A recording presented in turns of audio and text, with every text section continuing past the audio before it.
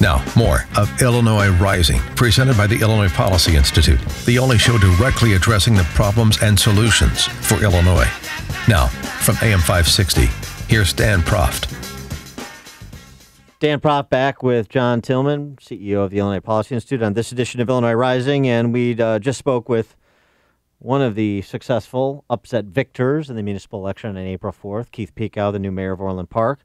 Now we're joined by another upset victor. He is Richard Irvin, and he is the newly minted mayor of the second most populous city in the state, Aurora.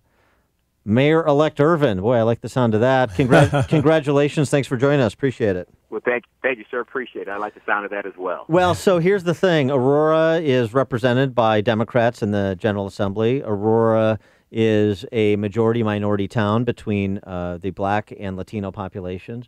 You are a Republican. You are the mayor-elect. Help us do the math, because it doesn't add up, at least if you look at it conventionally.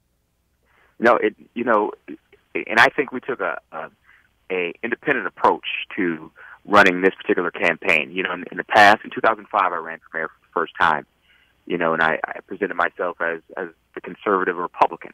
You know, I had Republican support from the General Assembly and HRO in Springfield.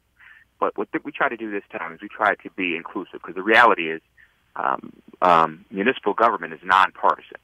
So we included Democrats, Republicans, Independents, people who never participated in the practice in the politics, you know, in their whole life, all joined our team, and we tried to spread that word. You know, that we were, you know, trying to be as independent as possible and be inclusive to all walks of life, all the minorities who traditionally are Democrats, you know, all the non-minorities who are, many of them in Aurora, are Republicans. And we just tried to, just build a strong team, and I think we did that. What was John Tillman here, Richard? What were the issues? What was the narrative of your campaign that resonated across those different constituent groups? I think the narrative to the campaign that resonated most was that we wanted three major things: economic development and rebuilding our downtown to bring in more revenue streams. That's one. Two, we wanted, to keep a check on crime. You know, Aurora in the past has been known as a city of drug dealing and drive-by shooting, and gangbanging. We wanted to continue to improve that image and make Aurora safe. And three, we wanted to come up with a plan to improve our education in Aurora. We've got a number of school districts, six school districts altogether, three that actually sit inside the city of Aurora.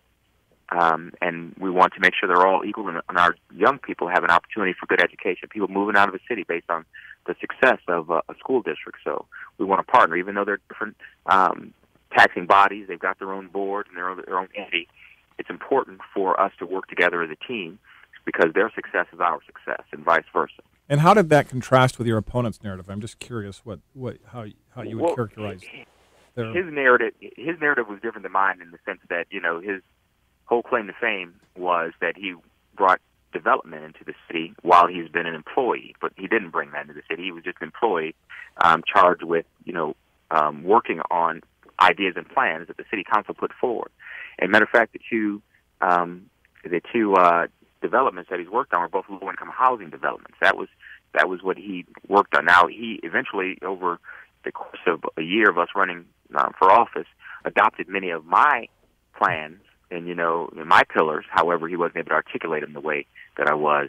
And I think the way I talked about it, and the fact that I'm from Aurora, been here, and good times and the bad times, it resonated with the citizens that I continue to be here and continue to fight on their behalf to the next level. It seemed like one of the other issues that you made a point to emphasize was the property tax issue, and at least with respect to the city's role in your overall property tax bill, if you're an Aurora resident, holding the line there, because there was a recognition that the spiraling property taxes are not only making it very difficult to live in Aurora, pay the out-of-pocket property tax bill, but are also decimating home value.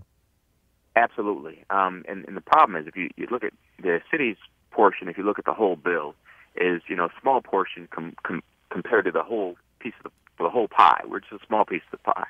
But the reality is, the city is the only one that generates revenue. So to keep those property taxes in check and make sure they don't go up, and make sure that we don't have to raise a levy, or we can even reduce the levy, we've got to make sure we generate income for all the other taxing bodies, whether it be the park district, the school district, all the other taxing bodies rely on us to generate income.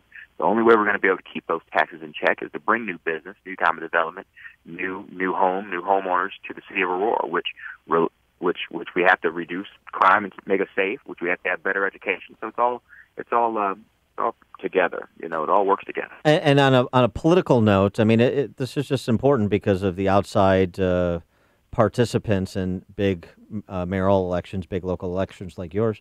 I mean, your victory really also turned back the forces of Mike Madigan at the local level, didn't it? Yeah. In the primary, when Mike Madigan had his candidate, and we still came out on top. And in this, in the general, where many of the Democratic leadership, Senator Irvin and Representative Foster, all joined, on the team of my opponent. But it didn't work. I think the people spoke and said they wanted something different. So yeah, we beat the machine. Now, Richard, I have one small request. It's this. I'm not a pay-to-play guy, but I think with the amount of money I've dropped in the poker room at the Hollywood Casino, you could have the Hollywood Casino rename that the Dan Proft Poker Room. Then is that a possibility? I'll talk to him about it. All right, thank you, Aurora. I'll tell you what, if you come drop a couple more. Yeah, right. Sure, exactly. Always flacking. All right, he is Mayor-elect of Aurora, Richard Irvin. Richard, thanks for joining us, and congratulations. All right, sir. Thank you very much. I appreciate the opportunity to speak with you.